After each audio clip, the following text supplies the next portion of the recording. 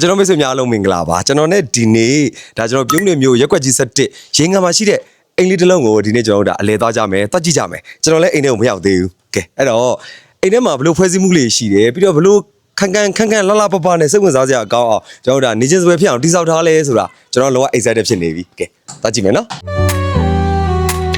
Dr. Somo, Dr. Somo. New home, new start, let it flow. Future's bright, we're moving up. So,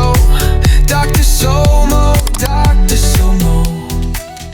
အဒုက္ခနာဖျားကြီးရဲ့အနီးနားမှာရှိပြီးတော့မှအေဂျင့်စိတ်ငြိမ်ပြီးတော့မှပတ်ဝန်းကျင်မှာလည်းဒီလိုမြင်းမြွနဲ့လက်ဖက်တဲ့အိမ်လှလှလေးတွေစီရှိနေတဲ့ဒါလမ်းမဆက်သွယ်ရေးကောင်းတယ်ဒီလိုပတ်လိုင်းပေါ်မှာတည်ရှိတဲ့အိမ်တစ်လုံးဖြစ်တယ်ချဲကျဲကမျက်နှာစာ40ဖြစ်ပြီးတော့ဒီဘက်ကကျွန်တော်50ဖြစ်ပါတယ်ခင်ဗျအလဲကတော့အရှိလဲဖြစ်ပါတယ်ပြီးတော့ကျွန်တော်တို့ဒါပိုင်ဆိုင်မှုအားကောင်းတဲ့မြေပေါ်မှာလည်းတိစောက်ထားတယ်ဈေးနှုန်းကလေ4350ကိုညှိနှိုင်းပြီးတော့ရောင်းချပြီးမှဖြစ်ပါတယ်ခင်ဗျ channel မှာကျွန်တော်တို့ဒါကား3စီးလောက်ကိုရက်လို့ရနိုင်တဲ့အနေအထားဖြစ်တဲ့ကျွန်တော်တို့ area ကြဲအများကြီးလဲပါတယ်ဒီမှာတစ်စီးဒီမှာတစ်စီးဒီမှာတစ်စီးလောက်ရက်လို့ရနိုင်တဲ့အနေအထားတစ်ခုဖြစ်တယ်ပြီးတော့ကျွန်တော်ဒီညမှာဆိုရင်ကျွန်တော်တို့ဒါကားကိုတောင်လေးပုံစံလေးအမိုးလေးနဲ့လုပ်လိုက်တယ်ဆိုရင်လုံးဝ perfect ဖြစ်သွားပြီပြီးတော့တစ်ချက်လုံးကိုကျွန်တော်တို့ဒါလုံခြုံရေး brake ဆူးကြိုးတွေနဲ့နှစ်ထပ်ကာယံထားကိုလည်းတွေ့မြင်မှာဖြစ်ပါတယ်ပြီးတော့စိတ်ဝင်စားစရာကောင်းတဲ့အချက်ကဒီမှာကျွန်တော်ရေကူးကင်လည်းပါတယ်ကျွန်တော်ပြုံးလင်မျိုးမှာဒီလိုရေကူးကင်ပါတဲ့အိမ်လှလှလေးတစ်လုံးကိုပိုင်ဆိုင်နိုင်ဖို့ဆိုတာတော်တော်ကိုခဲရင်ပြီးတော့ရှားပါတဲ့အနေအထားတစ်ခုဖြစ်တယ်အင်ရှင်ရဲ့စေတနာတွေအများကြီးထည့်သွင်းထားတဲ့အိမ်လေးတစ်လုံးဖြစ်တာကိုကျွန်တော်ကလုံးဝရိပ်အာမခံတယ်ပြီးတော့ဒီမှာအနားယူလို့ရနိုင်တယ်ဒီမှာဂါစီဘိုကြီးလည်းပါတယ်တွေ့လား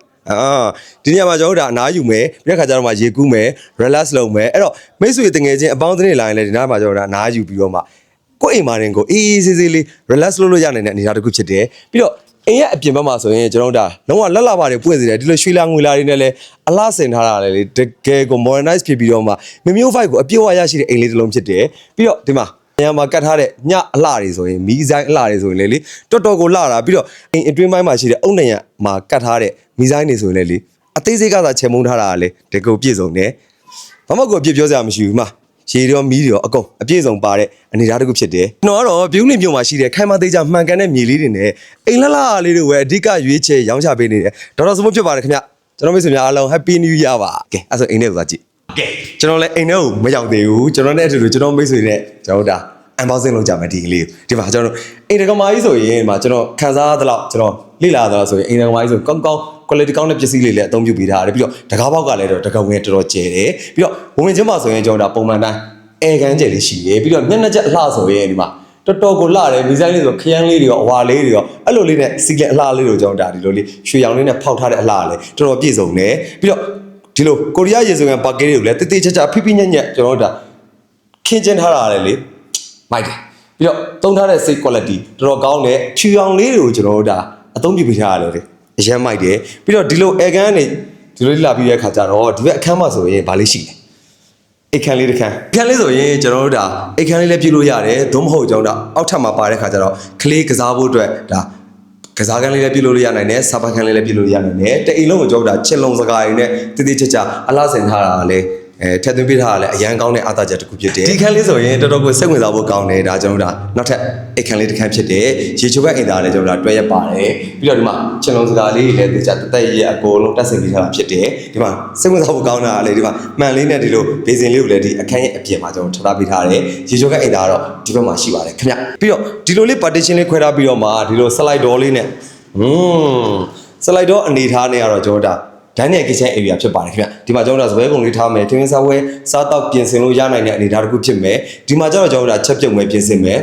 ပြည့်စုံတယ်ပြီးတော့ဒီမှာပကံဆေးတဲ့ဘေးစင်တွေကဆို quality ကောင်းတဲ့အနေအထားကိုကျွန်တော်တို့အသုံးပြုပေးထားတယ်ပြီးတော့ဒီဘက်အပြင်မှာဆိုရင်လည်းခုနဂါစီဘိုကိုကျွန်တော်တို့မြင်ရတယ်မိုက်တယ်ဂါစီဘိုအလောက်လည်းကျွန်တော်တို့အေးစစ်မြင်ရတယ်ရေကူးအလောက်လည်းမြင်ရတယ်အဲ့လိုချက်ပြုတ်ပြင်ဆင်ပြီးသွားပြီးတော့မှဒီလိုလေးရှောက်လန်းလေးနဲ့ဒါအပြင်ကိုထွက်လိုက်ပြီးတော့မှအဲ့တော့ရေချိုးကအင်တာကိုလည်းကျွန်တော်တို့ဒါအပြင်မှာကြဲကြဲဝုန်းဝုန်းကျွန်တော်တို့ဒါဒေချာလေးပြုလုပ်ပေးထားတယ်ပြီးတော့ဒီနေရာမှာဆိုရင်အဝိရှော်ဆက်တို့ဘာလို့ညာကိုထားလို့ရနိုင်တဲ့အနေအထားတစ်ခုဖြစ်အောင်ကျွန်တော်ဒါဖန်တီးပေးထားတယ်မိုက်တယ်ကဲဒါဆိုရင်အပေါ်ထပ်မှာဘလို့ဖွဲ့စည်းမှုလေးရှိလဲဆိုတာကျွန်တော်လည်းအတူတူသွားကြည့်ကြမယ်မိုက်တယ်ကွာဒီလိုလေးမှန်မရင်းပေါက်လေးနဲ့ အလင်းအောင်အားတော်တော်ရတာကိုကျွန်တော်ခန်းစားမိတယ်ပြီးတော့ဒီမှာအပေါ်တက်ရောက်တဲ့ခါကျရင်ဒီလို area ကြဲကြဲကြီးတစ်ခုလည်းရှိတယ်ဒါဆိုရင်ဒါကျွန်တော်တို့ဒါဖျားကန်းတွေပါတယ်ပြုလို့ရနိုင်တဲ့အနေအထားတစ်ခုပေါ့နော်ပြီးတော့ဒီမှာမီဇိုင်းလေးတွေဆိုလည်းဒီလို crystal လေးနဲ့အလားစင်ထားတဲ့အနေအထားတစ်ခုဖြစ်တယ်စီလင်အလားလေးကလည်းချစ်စရာလေးပြီးတော့အလင်းအောင်အားနဲ့လေဝင်လေထွားရောက်ဖို့အတွက်မှာ brain box အကြီးတွေနဲ့ဒီဘက်မှာအများကြီးရှိတယ်ချင်းလုံးစကားတွေလည်းပါတယ်ဒီတူတက်တဲ့လေးကိုတော့ကျွန်တော်တော်တော်သဘောကျတယ်ရကဲအဲ့ဆိုရင်ဒီဘက်မှာဘယ်လိုခန်းလေးရှိလဲဒါတော့ကျွန်တော်ထင်တယ်အိတ်ခန်းပဲထင်တယ်ဝင်ကြည့်ဝါဒီခန်းလေးကမိုက်တယ်တကယ်ကိုနူးနူးထွေးထွေးလေးနဲ့ကြကြဝန်းဖြစ်တဲ့ feeling မျိုးကိုကျွန်တော်ခံစားမိတယ်ဒီမှာပါကီရီယာစညနေကျအလှတွေအားစဒီမှာပစ္စည်းရလေးတင်ဖို့အနေထားအစအကုန်ကိုအဆင်ပြေတယ်ပြီးတော့မှာရေချိုးကအင်တာဆိုရင်လည်းဒီဘက်မှာကျွန်တော်ဒါslide door လေးနဲ့လည်းဒေချာလေးဖန်တီးပေးထားတယ်မှာ fan တွေရောအကုန်ကိုပြည့်စုံတယ်ပြီးတော့ကျွန်တော်တို့ဒါဒီခန်းလေးကဒီလိုလေးမှန်တကားအလှလေးနဲ့ပြီးတော့ဒါကျွန်တော်ကိုယ်ပိုင်ဝရဏာလေးတစ်ခုလည်းပါသေးတယ်သဘောကျတယ်ဝရဏာနေပြီးတော့မှကျွန်တော်ဒါမဟာနုကန္တာဖျားယူလည်းမြင်ရတယ်ပြီးတော့ဒီမှာပတ်ဝန်းကျင်မှာအိမ်လှလှလေးအများကြီးရှိနေတယ်တိဆောက်ဆဲအိမ်လေးလည်းအများကြီးရှိနေတယ်ပြည့်စုံတယ်ကျွန်တော်ဒါဆိုရင်တော့ဒီခန်းလို့ရေးမှာတော့ perfect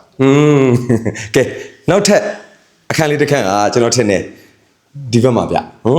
ဒီခန်းလေးလဲမစိုးဘူးဒါကျွန်တော်တို့တသားမမီတွေအတွက်လူပြိုလူတွေအတွက်ဆိုရင်ဒီခန်းလေးကလည်းတော်တော်ကိုအဆင်ပြေတယ်ပြီးတော့ဒီမှာဒီလိုတက္ကမာရနေပြီးတော့မှ